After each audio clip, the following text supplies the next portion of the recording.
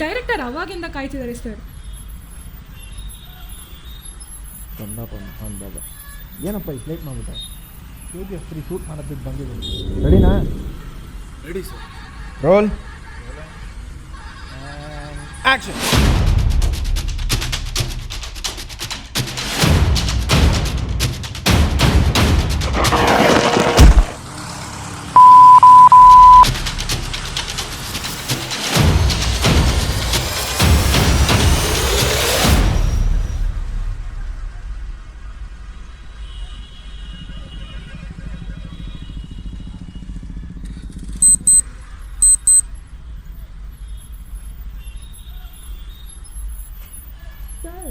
Sir director ಅವಾಗಿಂದ ಕಾಯ್ತಿದ್ದಾರೆ sir.